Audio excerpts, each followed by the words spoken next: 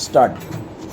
पक्षकारों को सुनने के पश्चात विद्वान एकल न्यायाधीश ने याची द्वारा फाइल की गई रीट याचिकाओं को 27 मई 1993 के अपने निर्णय द्वारा खारिज कर दिया था, जिसमें प्रत्यार्थियों द्वारा उठाए गए प्राथमिक आक्षेप को मान्य ठहराया गया।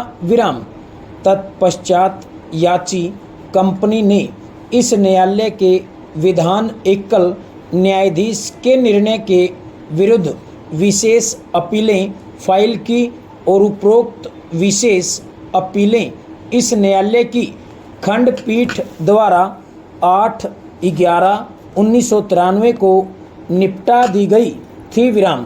विशेष अपीलों में पारित निर्णयों की एक प्रतिलिपि याची द्वारा इस रीट याचिका के उपाबंध 1 के रूप में फाइल की गई है।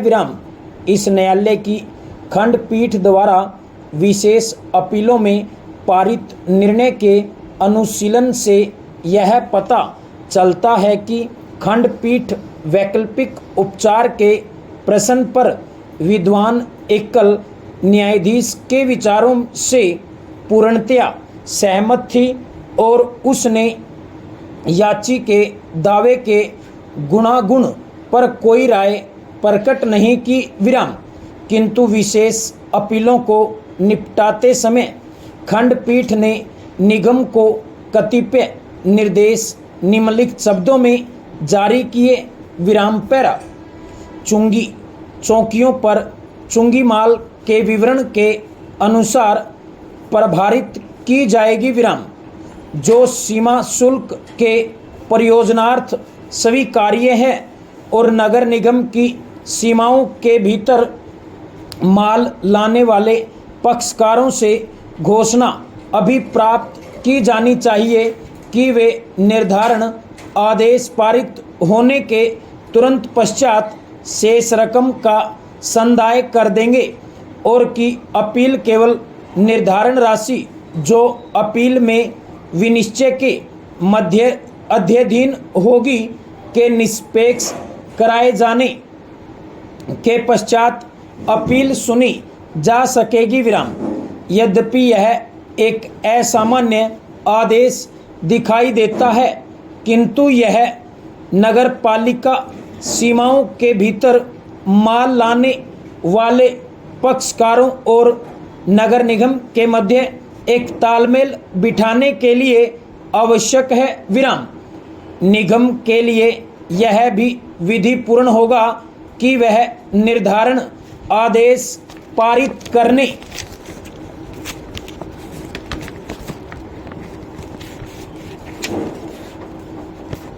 के यह आवेदन आयुक्त आयकर जयपुर द्वारा अधिनियम, जिसे तत्पश्चात अधिनियम निर्दिष्ट किया गया है कि धारा 256(2) के अधीन अधिकरण को निर्देश देने के लिए कि वे निम्नलिखित प्रश्नों को इस न्यायालय के विनिश्चय के लिए निर्दिष्ट करे। फाइल की गई पैरा मामले के तथ्यों और परिस्थितियों में अधिकरण यह धारित करने में कि आयकर अधिनियम 1961 के अधीन निर्धारित फर्म रजिस्ट्रेशन के लिए हकदार थी। न्यायोचित था या नहीं। पैरा संक्षेप में इस आवेदन को पूरा करने वाले तथ्य इस प्रकार हैं। पैरा निर्धारित messrs Rajesh corporation number form संख्या 11 में रजिस्ट्रेशन के लिए आवेदन किया गया था। यह कथन किया गया कि फर्म जो 1 फरवरी 1979 को अस्तित्व में आई 3 भागीदार थे। फर्म का लेखा वर्ष दिनांक 30/6/1979 को समाप्त हुआ। किंतु आयकर अधिकारी ने धारित किया कि भागीदारी वास्तविक नहीं थी और दो महिला भागीदार श्रीमती भंवर देवी और श्रीमती विमला पाटनी वास्तविक भागीदार नहीं हैं, बल्कि पुरुष भागीदार श्री सिरमहल चोपड़ा के बेनामीदार हैं। विराम। उन्होंने आगे धारित किया है कि भागीदारी की लिखित का निष्पादन सिर्फ एक बनावटी दस्तावेज है। विराम। इसलिए उसने फर्म को रजिस्ट्रीकृत करने से इनकार कर दिया और निर्धारण एक गैर पंजीकृत फर्म की हैसियत में किया गया। विराम। आयकर अधिकारी ने पाया कि श्री सिरमहल चोपड़ा रत्नों का व्यापार कर रहे थे और दिनांक 1/2/1979 को फर्म के गठन के समय वे 40,990 रुपये के कुछ रत्न फर्म में अपनी पूंजी के रूप में लाए। विराम। श्री सिरमहल चोपड़ा श्रीमती भंवर देवी का पुत्र और श्रीमती बिमला पाटनी का भाई था, जो फर्म की भागीदार बनी। विराम। आयकर अधिकारी ने पाया कि दोनों महिला भागीदारों ने 1,000 रुपये की छोटी धनराशि जिसे भंवर देवी द्वारा लगाई गई थी, के अलावा कोई भी पूंजी नहीं लगाई थी। विराम। उन्होंने यह भी धारित किया कि श्रीमती भंवर देवी को इस व्यापार का न कोई अनुभव था न कोई कुशलता थी। विराम। आयकर अधिकारी द्वारा उसकी जांच की गई और उसके कथन से उन्होंने यह निष्कर्ष निकाला कि उसे व्यापार और इससे प्राप्त लाभ के बारे में कोई जानकारी नहीं थी। विराम। उसने स्वीकार किया कि श्री सिरमहल चोपड़ा उसका व्यापार चला रहे थे और वह कभी कभी चेक पर हस्ताक्षर देती थी। विराम। आयकर अधिकारी द्वारा पाया गया कि निर्धारण से सुसंगत वर्ष अर्थात 1981-82 में जमा किया गया केवल 5,800 रुपये था और भागीदार द्वारा फर्म के कारोबार के परिणाम स्वरूप 16,091 रुपये लाभ अर्जित करना बताया गया था। विराम। प्रत्याहरण न होने के कारण उन्होंने यह अनुमान लगाया कि लाभ का उपयोग पूर्णतः श्री सिरमहल चोपड़ा कर रहे थे। विराम।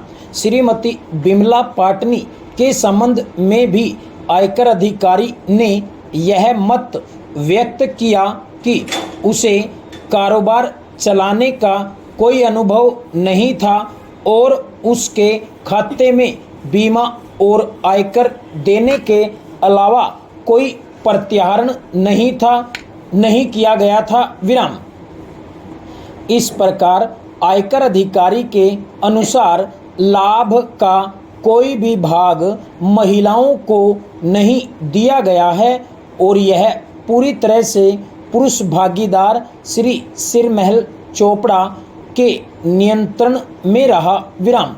आयकर अधिकारी द्वारा यह भी नोट किया गया कि पुरुष भागीदार का अंश 40% था, जबकि दोनों महिलाओं को क्रमशः 35% और 25% अंश दिया गया, जो इस तथ्य को ध्यान में रख कर कि उन्होंने विनियोजन नहीं किया था, अनुपातिक था। विराम।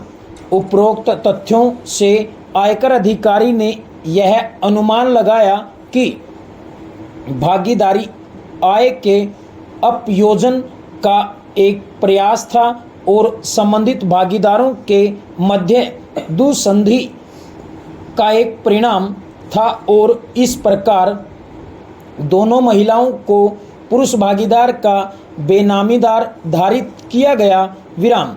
अपीलीय सहायक आयुक्त ने आयकर अधिकारी के आदेश को मान्य करार दिया।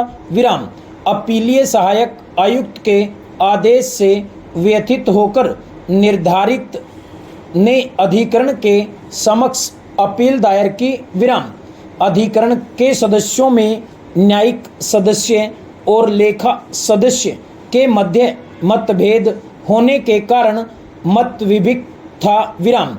न्यायिक सदस्य ने धारित किया कि निर्धारित फर्म को रजिस्ट्रीकृत नहीं किया जा सकता था, जबकि लेखा सदस्य ने धारित किया कि फर्म वास्तविक थी और उसके रजिस्ट्रीकृत करने से इनकार नहीं किया जा सकता था। विराम।